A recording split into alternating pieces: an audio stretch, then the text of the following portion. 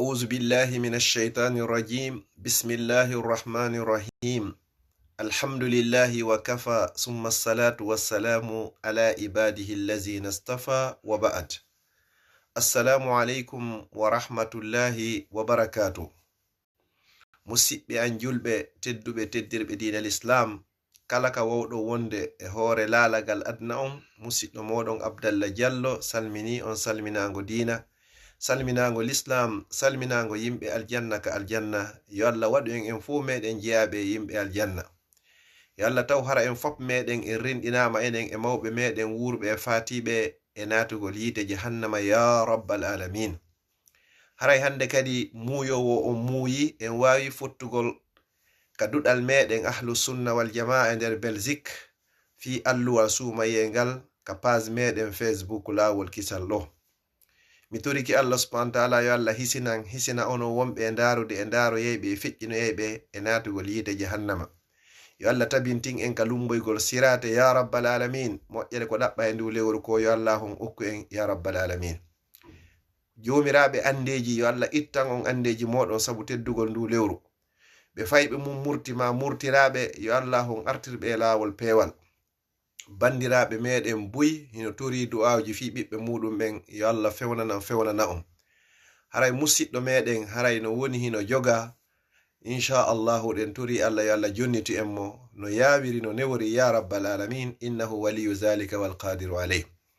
Ado minatande yewtere nden insha Allahu meɗen weltani o meɗen sanni on balle ko woni arde kon fof fi julirde meɗen masjidu ibadur rahmani e nder Laken Belgique ɗo fi no wawetende sodirde timma ɗum ɗon kadi wonta e juuɗe meɗen yo Allah windan on baraji waɗana on joddi aljanna.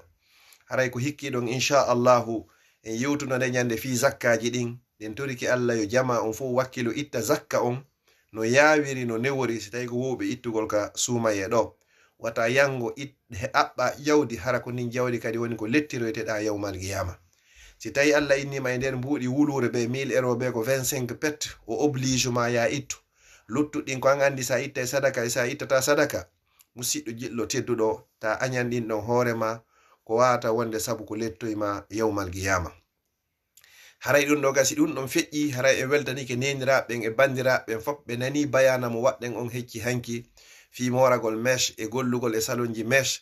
Haray buy kadi noddi torike welteri kadi yewtere nden ɓe acciti ɓe ɗaɓɓay hande kadi ɓe watta ɗum ɗon goɗɗum go hara wona yeyugol mesh ma rondagol mesh.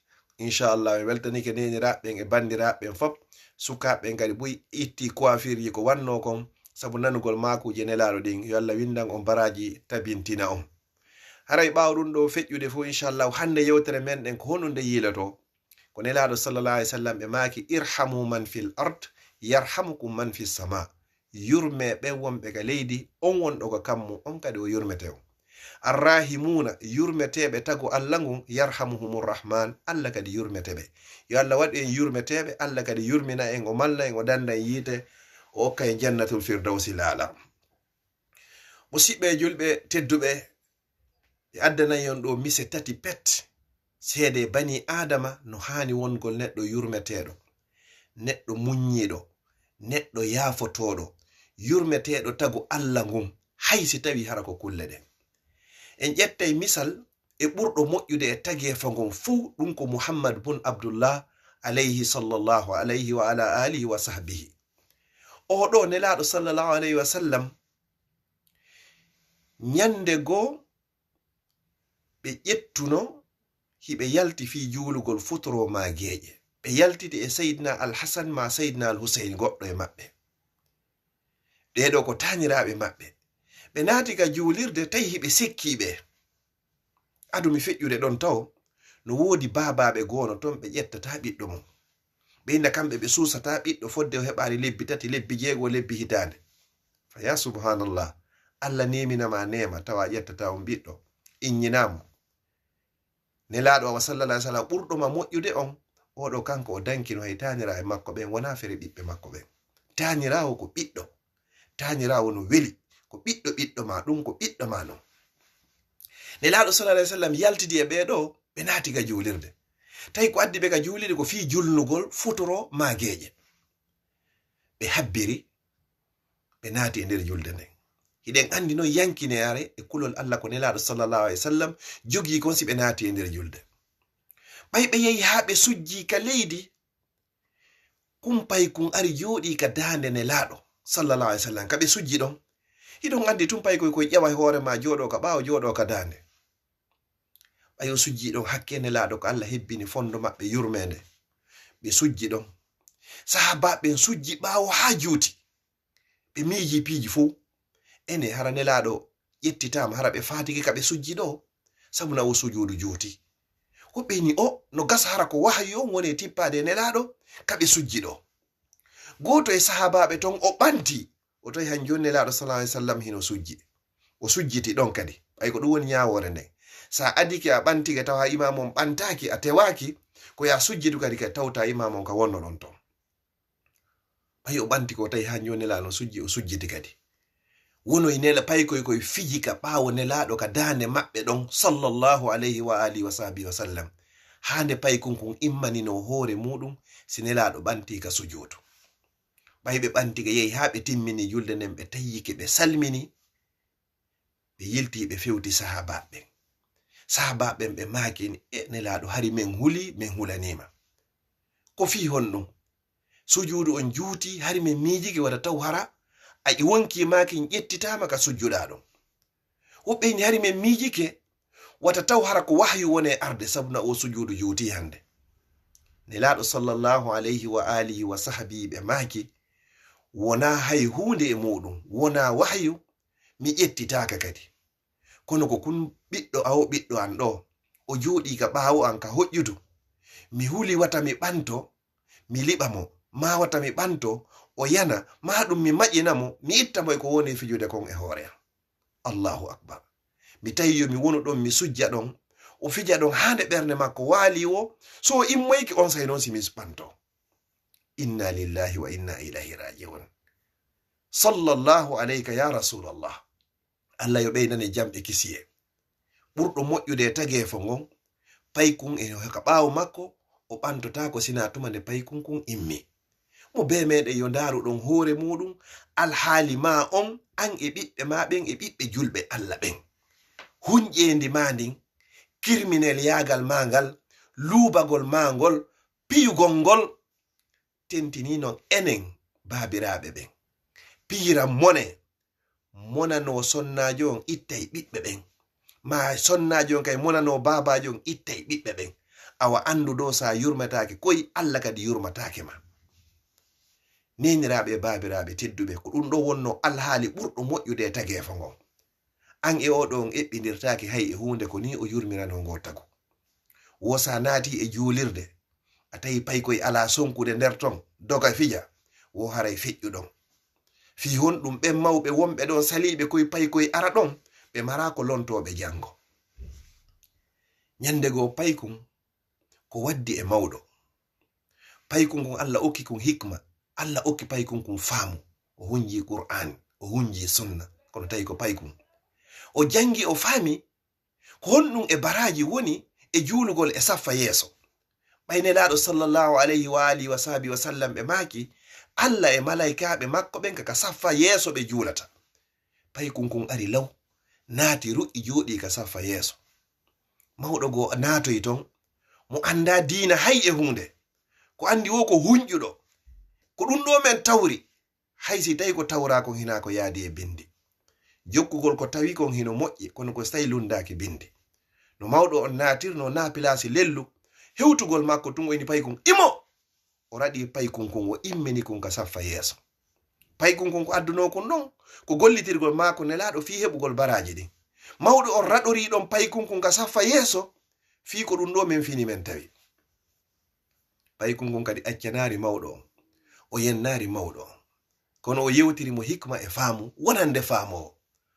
o yini wallahi Allah gongi ka deftere makko, laqad sadaqa Allahu iz yaqul, Allah gongi tuma nde wiwno inna sa'ayakum la shatta, womi wondi golleji moɗon ɗin ko sertuɗi. mawɓe sifa ma jogiɓe duuɓi ko jogiɗa 60 hino yawde ka boîte ji, ka barji, ka ɗate.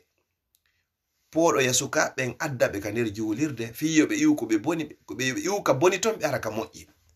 an non duuɓi ma ka jogiɗa ɗo ko ya ar fayɓe aranɓe hoore mum tata ko ɓen raɗotoɗa ka nder julirde Allah. Inna sa'yakum la shatta, golleji mon ko sertu ɗum ɗo woni loyiru moko ba. Si ɗum ɗo feƴƴi nelaɗo sallallahu alayhi wa sallam hiɓe jogino tanirawo ɓiɗɗo geɗal maɓɓe o nene Zeynab. ɗon andi nelaɗo no jogino Allah arsikunoɓe ɓiɓɓe rewɓe nayo ineteɗo Zeynab e Fatima e Ruqayya e Ummu Kulsum. Zeynab oɗo non himo jogino ɓiɗɗo wiyeteɗo Usama. Nelaɗo sallallahu alayhi wa sallam ƴetteno mo ha gayna towa mo ka balaje maɓɓe ɗo. Nelaɗo sallallahu alayhi wa sallam ɓe yarayno koyɗe nayi avec les 4 pattes.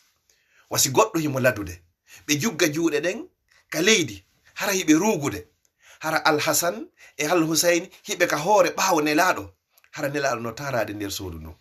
Ɓe nani imal jamalu kuma kono emba moƴƴi puccu mo ngun onon ɗiɗo pellet puccu moƴƴi. Si tawi puccu ngun ko nelaɗo sallallahu alayhi wa sallam ko kamɓe woni ko waɗɗa, wallahi haray ɗum ɗo ko puccu labango ni honno. Ndare ɗum ɗo enen kadi ndaren no woodi e baabiraɓe enen kaw memi bafal ngal o konki o naati pay koy fop hara goto be heƴi e pake muɗum. Na jikku julɗo ni musidɗo, na jikku julɗo no ko ono yo alhaji en, na jikku julɗo ni ko ono yo ustaz en, na jikku julɗo ni ko ono yo modi kaari, wona jikku julɗo ni na ɗum ɗo woni ko nelaɗo sallallahu alaihi wasallam woni ko janni en.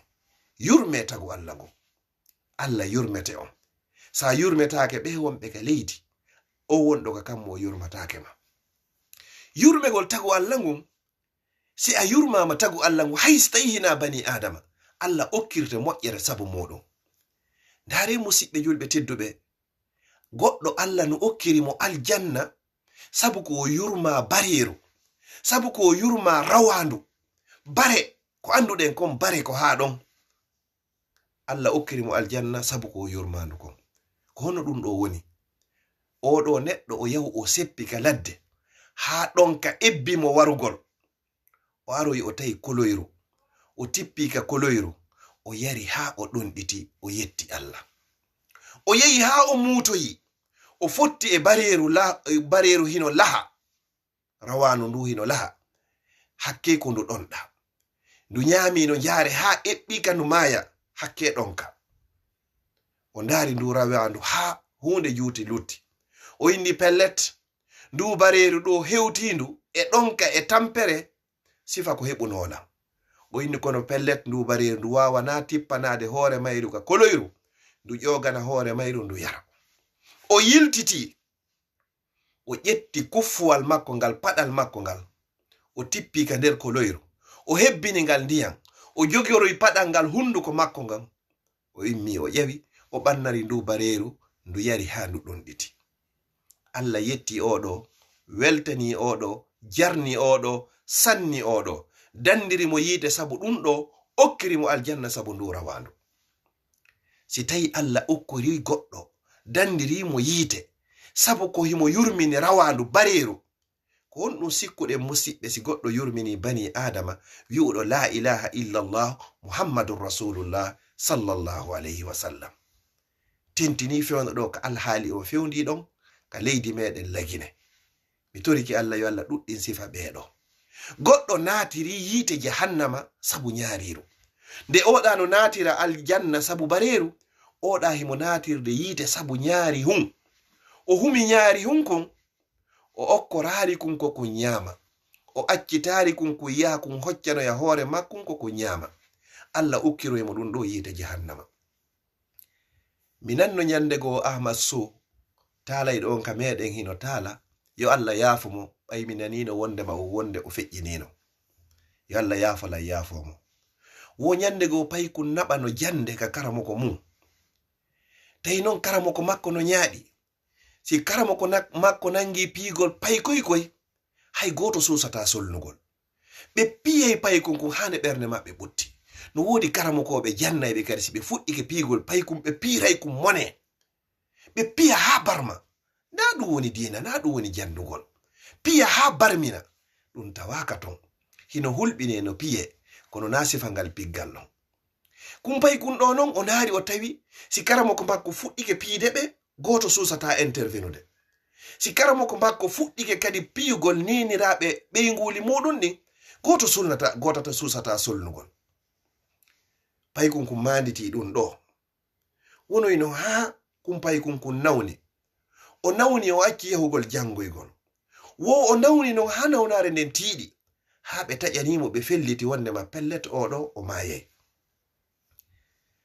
o noddi nene makko e baabe makko himo wahi ɓe himo wasiyade ɓe o inni nene baba mi torike on simi maayi wata karamoko an juulan wata karamoko an du'anolan jaka non tawi fewndo wasiyoto ɗum ɗo wo karamoko makko hino ari ndarugol mo hiɓe kale jimbe hiɓe jenti baay makko inni honɗum wo mi torike on mi jeeji on simi maayi wata karamoko an juulan wata ɓe du'anolan kadi ha timmi laabiji tati baabe makko inni awa karamoko makko ka nanno ɗum ɗon ɓe wawari natugol fi ndarugol mo ɓe yiltori ɗon e bawɗe Allah subhanahu wa ta'ala pay kunkun wo ko ndikki ɓay o ndikki o fuɗɗiti jangugol kadi wonoyi ha nyandego non tawi haaju hino waɗi ka karamoko makko ɗon hino mooɓa misidde ɗen fof e diwe ɗen fappa hino ɗon on say karamoko makko inni ɓay hande julɓe Allah ɓen fof fotti ɗo wo kamɓe no woodi ko maapini ɓe ka ɓernde maɓɓe ɓe fof ɓe inni ko honno ko karamokojo lollirɗo gandal e teddungal o inni wo kumpay kun anɗo mi nani o nawnuno ɗo wo ha o taƴana mi yehi ndaroygol mo mi tawi mo wasiyade baba en makko wondema si o maayi wata mi juulumo wata mi toranomo batu ngun fof ma ini emba o pay kun woli ko hulɓini emba o woli ko hulɓini emba o woli ko wolatake pay kun inni landelan ɓe inni awa men landike ma ko fi honno wo ko min inni simi maayi wata karamoko an juulan wata karamoko an du'anolan kadi joni landelan ko fi honno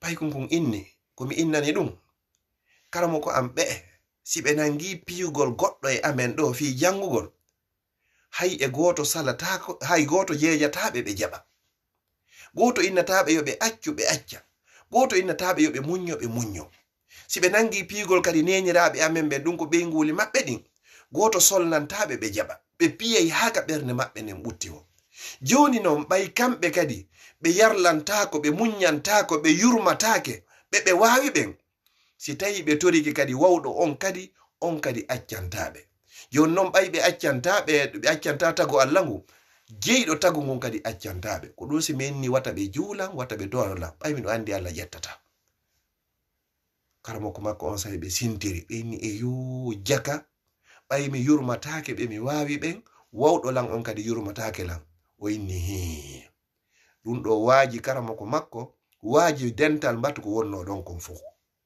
awa ɗum ɗo yaka seede men musidɓe julɓe tedduɓe fayɓe ɓen ko tagu Allah ko kalifungo Allah subhanahu wa ta'ala halfinma an babajo e an nenejo wata hunƴu e hoore ɓe no woodi piggal hara ko piggal fi needi no woodi façon no ne'irte hara ko ya pinu on tigi no woodi goɗɗum hara ko yeggingol mo no woodi goɗɗum hara joni ko taƴagol mo no woodi goɗɗum hara ko ɗalugol mo hara na hunƴugol tum a yi'ay tum piggal fi needi ngal anda a yi'ay tum kadi piggal fi hunƴendi ndin kadi anda no woodi nokkeli goo e duɗe goo sa yi no karamokoɓe piirta ko leɗɗe ko luubagol ko pooreji no woodi nokkeli goo hara ko ɓe pooɗu pay kunkun ɗiɗo jogo koyɗe ɗiɗo jogo juuɗe ko piigol ɗon haka ɓe ronti no woodi goɗɗum gon ton hara ko ƴettugol koyɗe ɗen waɗaɗe ka maadi pay kunkun jonnito wallahi nani ne irte ɓurnaɗo tagi fongo ɓe ne irari ni nelaɗo sallallahu alayhi wa sallam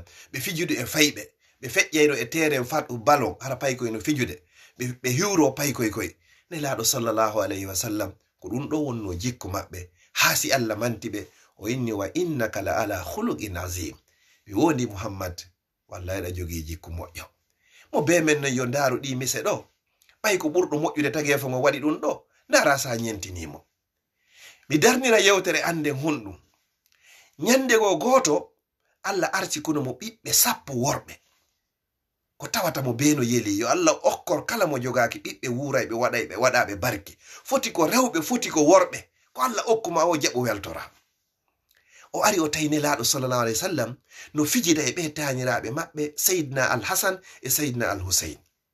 Aɗumi gayntade qissaw anditen ɓe taw hinaɓe siwtaɓe ko aden e kotomo. Enen noon kala ka goɗɗo siwti ɓeyna ko Al-Hasan e Al-Husayn hino moƴƴi bona kono dow haray naɓeɗa ɓe inniraka Al-Hasan e Al-Husayn sabu ko ɓe siwtaɓe ko aden e kotomo, ko Al-Hasana hecci Al-Husayn. Oɗo noon o ari o tawi koye payi koye no ƴewa e hoore nelaɗo, no pooɗa kufuni on itta, no itta disare nden, kuma no wingiloro ɗo o ya no pooɗa waare ɗen, hino furu wasi conci nelaɗo fof sallallahu alaihi wasallam. O ari o dari o ndaari ɗum ha hunde juuti lutti. O yini nelaɗo sallallahu alaihi wasallam, min Allah no arsikilan ɓiɓɓe 10, kono ha hande hay goto e maɓɓe mi lunnaki, mi waɗanari ɓe bisu ɗo haynde wotere, mi ƴettari ɓe mi baki e an, mi weltori ɓe inni alhamdulillah ko Allah okkilam ɓiɗɗo kon, haynde wotere mi waɗari. Nelaɗo sallallahu alaihi wasallam ɓe ndaari o ha hunde juuti lutti, ɓe maki inna lillahi wa inna ilayhi raji'un. Ko honɗum non mi wawanma, si Allah itti yurmede e ɓernde ma, honɗum min mi wawanma. Man la yarham la yurham. Kala on mo yurmatake, Allah kadi yurmatake mo. Yurminen ɓe ɓiɓɓe fijiren ɓe, tentininon ɓiɓɓe jiwɓe ɓen, ɓe no haton jini e ɓannitede, ɓe no haton jini e mawlede. Koye jiwoy hara en waɗari innugol joni min ko jiwɓe tum mi heɓi, hara ko gorko falanoɗa, a anda ko honɗuge mum nafayma. Wallahi summa wallahi, fewndo ka fewndi ɗo so ndaari moƴƴa on tawa ɓiɓɓe rewɓe ɓen hiɓe nafi ɓuri ɓiɓɓe worɓe ɓen. Yurminen ɓe, wata en waɗu sifa ko jahiliyankoɓe waɗayno ko majjiyankoɓe ɓaawo ɗo, ƴettaynoɓe ɓiɓɓe muɗum ubba hara hino woori. Teddinen koye yiwoy, ɓanniten koye, mawlen koye, ko Allah nemin ma ɗum ɗo. Wallahi hino foti, hino yurmi. Si koye mawlaka, koye teddinaka, wallahi hara hino yurmi. Ta hakkille maɗe yahu, ɓiɗɗo gorko on ko on tu woni ko ronayma, a anda. Hiɗen andi hadis ko yewtuna ɗen kon, si Allah arsikima ɓiɗɗo goto ma, ɗiɗo ma, tato rewɓe, ane iliɓe nedi l'islam, a okkitiriɓe fi Allah hara ko li wajihillah, ɓe wonanoyde heedode hakkunde ma e yiide jahannama. Ko ɓiɓɓe rewɓe ɓen sappa wona ɓiɓɓe worɓe ɓen. Na ya innumi heɓari ko lutta ka galle an ga, la, galle moƴƴe luttayɗe ɗen ko galle ɗen laakara. Wal akhiratu khairun wa abqa. Ko ton ɓuri e moƴƴude, ko ton kadi woni ko heddoto. Mi toriki Allah subhanahu wa ta'ala yo Allah hebbin ɓerɗe meɗen ɗe yurmede, yurme ɗen tagu Allah ngun, haysi tawi wona julɗo yurme on tigi. Kala mo yiɗa ƴettira domaine humanitaire on, se ndaari hande 80%, 90%, 90% ko landi sukkarga, ko landi asil, hara ko julɓe lando ɗum e juuɗe ɓe wona julɓe. Ɓe tambitoma, ɓe nyawndama, ɓe holtinama, ɓe honnama, ɓe dankoma an e ɓiɓɓe ma fop. Ɓeɗo ɓe ɗaɓɓi ɓe yurmama ma. Si tawi kefere mo wona julɗo waɗanima ɗum ɗo, an ko honɗum haɗi waɗana sifa ɗum ɗo julɗo musidɗo maɗa. Nda refe on ɗo sonjaji ko fewndi ka meɗen. Ko jelo ittanɗa ande ila sumaye ari, ko jelo yurminɗa engel marɗangel ila sumaye ari. Mo be meɗen yo landito hoore mum, a heɓi jelo huntinaɓe hara ko lakkere maɗa. Mi toriki Allah subhanahu wa ta'ala yo Allah yurmi en katna ɗo, o malnoya en laakara ya rabbal alamin. Mi toriki Allah subhanahu wa ta'ala yo Allah okku e yurmede makko nden, yurmede ko inde jeyande e inɗe Allah ɗen. Himo mari yurmendeji temedere, gotum pette o addani en ka aduna ga, koye kuwonɗen e yurmodirde hakkundeji meɗen. O marani en ka laakara 99. Yo Allah yurmin en hawnadu en jannatul firdausil ala. Mi toriki Allah subhanahu wa ta'ala, Allah tawni en jango kadi hara ko ɗum woni ko hilni ɗen. Kala feƴƴinoyɗo nde yewtere ɗo, goɗɗo gollitiroyende, yo Allah lumbinoymo sirate. Mi toriki Allah subhanahu wa ta'ala, ɓe yurmetanoke fayɓe muɗum ɓen, yo Allah hebbin ɓerɗe maɓɓe ɗe yurmede, jogiiɓe ande fi ɓiɓɓe muɗum ɓen, yo Allah on fewnanɓe, yo Allah fewnana kala mo ɓiɗɗo mum ɓoyli, marɓe ɓe yo Allah ɓeydanɓe, ɓe jogaki ɓe yo Allah okkorɓe. Musidɓe julɓe tedduɓe, si Allah neminirima ɓiɗɗo, o neminirima nema mawɗo, danko ɗum yurmina ɗum fijira ɗum ɗo, harna ya wono crimineljo hunƴuɗo, a jalantaɓe, sa jalaniɓe ɓe yawoto, ɗum ko angal famugol non. paykun yo kun andu baba no welti fewndo ɗo, nene no welti fewndo ɗo. Yo paykun andu fewndo ɗo kun bonni, nene e baba seytini. Yo kun andu fewndo ɗo ko lere fijugol, fewndo ɗo ko lere jangugol, fewndo ɗo ko lere sobe, fewndo ɗo ko lere samakala. Goɗɗo go noddan no fililan fimi ɗo ƴetti fayɓe an, mais yehi hande kadi fijoygol ka foire. Ɗum ko faljere non. Ƴettu fawɓe maɓen si foire ji no woodi, yaha hollaɓe. Sa yehi ton joni ko antigi yaadi e maɓɓe, a hollayɓe ko hana ƴawede, ko hana ka ƴawede, ko hana darede, ko hana ka darede. Rawi hul qulub fowtine wonde hakkille ɗen. Hara wona jangu tun. No woodi lereji jangeteɗi, no woodi lereji ka tele darete, no woodi lereji ka accataɓe jouer ji maɓɓe, no woodi lereji ɗaneteɗi, no woodi lereji ñamugol, ka be hara hino programme hara wona hunde wotere nden tum. Fayɓe ɓen santay si kunɗo hewti, hiɓe andi koye seeɗa ɓe woni kunɗo, ɓe wa joni kunɗo ɓe hay kunɗo. Si vacance hewti, ƴettugol ɓe yaltida e maɓɓe, parfois yaada e maɓɓe ka parkuji. Nden ñande ƴetta tamma on fop jonnaɓe fijidugol e maɓɓe, siko ballon, siko vélo on, siko yawgol sodanoyaɓe glace, sodanoyaɓe piiji ko ɓe faala, ɓe santa vraiment nene e baba no yiɗi men. Sa joɗɗinoyɓe ɗon joni ayni beɓe janga, kamɓe kadi ɓe anday vraiment ɗo joni ko lere jangugol, par ce que waɗaninoɓe plaisir ji maɓɓe. Kono no woodi musidɓe meɗen ɗo, mbuuɗi ko fayɓe wona e yoɓede. Ƴettugol ɗin mbuuɗi naɓa fayɓe vacance tout à fait probléme. Nene e baba lanci dewle ɗen fi mbuuɗi fayɓe ɓen. Fayɓe yata vacance. No woodi fayɓe arnoɓe ɗo hara ko addaɓe ɗo. Ma heɓaɓe ɗo heɓi duuɓi sappo e joyi. Miññiti suudu heewi. Hara ha ka woni ɗo ɓe andaka meɗen lagine. Mbuuɗi ko woni nadde kon fop no ñamede no darnirede cuuɗi, na an hoɗata e majji, na fayɓe ɓen hoɗata e majji, na fayɓe ɓen heɓi plaisir e majji. Andu ɗum do ko haqqi e pellete mbuɗɗin ko ari ko fi fayɓe ɓen. Siɗi dépensaka fi ka fayɓe ɓen, Allah landitoytoma fi majji yawmal qiyama. En jango si tawi jon jango jaɓi.